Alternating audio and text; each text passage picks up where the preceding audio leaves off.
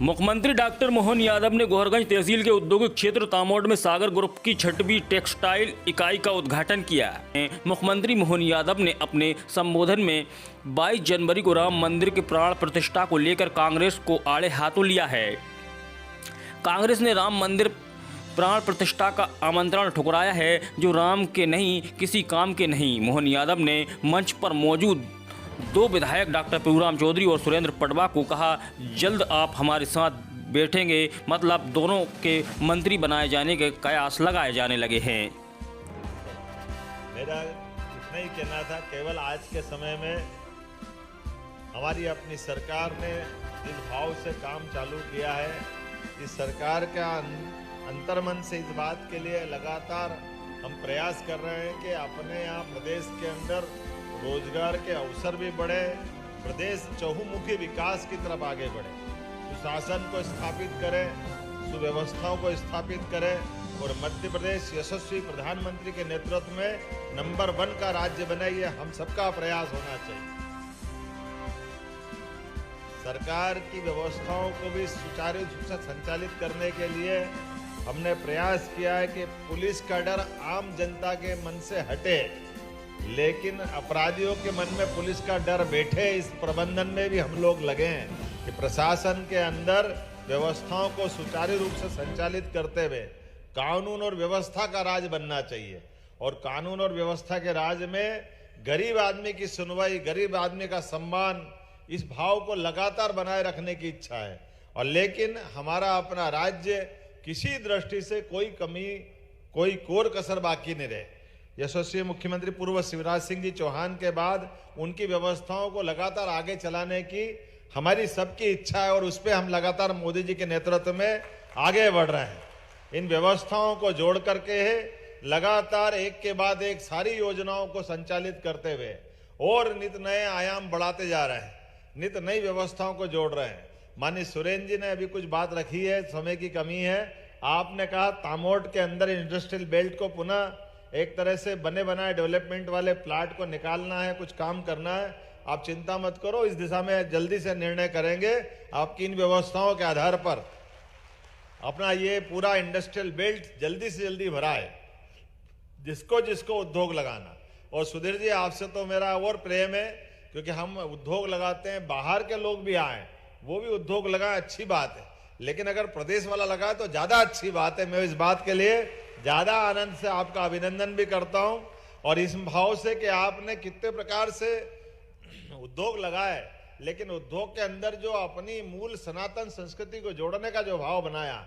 समय के कारण से मैं मंदिर में यहीं से भगवान को प्रणाम करता हूं, क्योंकि मैं वहां नहीं जा पाया, समय कमी है। मैं वैसे ही आपके बीच 1-1.5 घंटे विलंब से आया हूं और मैं अभी यहाँ के बाद सागर, सागर से वापस भोपाल, भोपाल से इंदौर और इंदौर से रात में उज्जैन पहुंचूंगा, लगभग 1:30-2 बजेगी। तो मैंने कहा था कि समय की कमी पड़ेगी, लेकिन आपने एक ऑफर दिया, मैं निश्चित रूप से आपका स्वागत करूंगा। आप उज्जैन में भी उद्योग लगाए, उज्जैन कॉटन इंडस्ट्री पुराने समय से चलती आई है, इसलिए उसका स्कोप भी है। और भी आप अलग अलग क्षेत्र में जहां जो काम करना चाहें, सरकार लगातार उद्योगपतियों के साथ खड़े होकर के हमारे जीवन के सभी क्षेत्रों में मजबूत करने में सबसे बड़ा योगदान रोजगार परक व्यवस्थाओं का है, उद्योगों का है। और उद्योगों से समृद्धि आती है दोनों तरफ से। हमारे प्रदेश भी समृद्ध होता है, जिनके काम की जरूरत है उनके हाथ में काम मिलता है। और इसी के अलावा हमारे अपने देश की दुनिया में पहचान बनती है। हजारों साल से भारत की पहचान एक अलग प्रकार से रही थी। काल के प्रवाह में हमारे यहाँ बहुत सारी विसंगतियां हुई, कई आक्रांता है और आक्रांताओं ने हमारे अपने देश को लूटा, खसोटा और तमाम प्रकार की व्यवस्थाओं से दुराव्यवस्था में बदल दिया।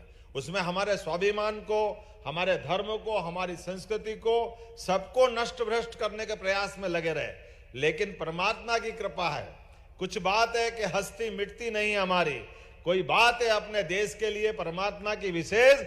दुनिया में कई आए और कई गए, हमारी संस्कृति को कोई मिटा नहीं सकता है, हमको कोई झुका नहीं सकता है। हर दौर में, हर काल में, हर परिस्थिति में भारत के ऊपर परमात्मा की विशेष कृपा है। हम अपने अपने वो गौरवशाली पक्ष, जिनके कारण से भारत में भारत की न केवल आंतरिक शक्ति, बल्कि भारत की अंदर की एकात्म मानव की जो दृष्टि है, वो दुनिया आज भी उसको अलग रूप में देखती है।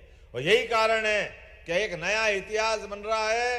22 तारीख को हमारे देवस्थान को नष्ट भ्रष्ट जिनने किया था, ये न केवल उनके मुंह पे तमाचा है, बल्कि अभी भी छोटे मोटे उनके साथ वाले उनके सुर में सुर मिला के बात करते हैं।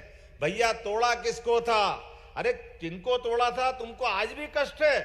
जिस बात को लेकर के हम हिंदू और मुस्लिम सभी भाई बहन मिलकर के अयोध्या में भगवान राम की प्रतिष्ठा के लिए आगे बढ़ रहे हैं, लेकिन अभी भी कुछ कांग्रेस के नेताओं को ये कष्ट है, आपने तोड़ा किनको था, बना किसको रहे? अरे भैया, अयोध्या में भगवान राम का मंदिर नहीं बनेगा तो किसका मंदिर बनेगा? अभी भी तुम्हारे मन में कष्ट है, अभी भी तुम्हारा पेट दुख रहा है, अभी भी आपका मन भरा नहीं है।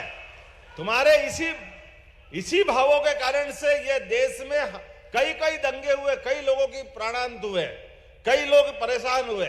हम तो ये चाहते, मैं तो सुप्रीम कोर्ट को भी धन्यवाद देना चाहूंगा, जहां पर 5 जजों की बेंच ने, उसमें हिंदू भी थे, मुसलमान भी थे, लेकिन माननीय न्यायाधीश न्यायमूर्ति ही होते, सर्वानुमति से जिनने फैसला दिया, ऐसे फैसले दिए गए स्थान के ऊपर भी ऐसे वक्तव्य जो तथाकथित कांग्रेस के नेता दे रहे हैं, उनसे उनके उस सुप्रीम कोर्ट के ऊपर भी प्रश्न उठता है कि वो गलत फैसला दिया क्या उनने? अरे जिनने फैसला दे दिया, ये हमारी सरकार है, माननीय यशस्वी प्रधानमंत्री की सरकार है, जिनने कहा कि सुप्रीम कोर्ट ने फैसला दिया, फैसले का पालन अयोध्या में हुआ, पूरे देश ने स्वागत किया, ये हमारा सौभाग्य है। अन्यथा सुप्रीम कोर्ट ने तो 35 साल पहले भी फैसला दिया था, जिस फैसले में 3 तलाक को लेकर निर्णय किया था, और 3 तलाक के निर्णय में 3 तलाक को गलत सिद्ध किया था, लेकिन तत्कालीन कांग्रेस की सरकार ने, यद्यपि ये जगह नहीं है बात करने की, लेकिन कोई छेड़ेगा तो हम भी छोड़ने वाले नहीं है। ऐसे भाव को बर्दाश्त करने वाला देश भी नहीं है, ना देश की मानसिकता है। अभी भी समय समझ जाओ। आपको तो प्रेम से निमंत्रण दे रहे हैं कि भगवान राम के प्राण प्रतिष्ठा समारोह में लोगों ने अपने पास से धन दिया, पैसा दिए, लोगों ने प्राण दिए, अपने आप को बलिदान किया, लेकिन आप आके भगवान की प्रतिष्ठा में भी सम्मिलित नहीं हो पा रहे हो।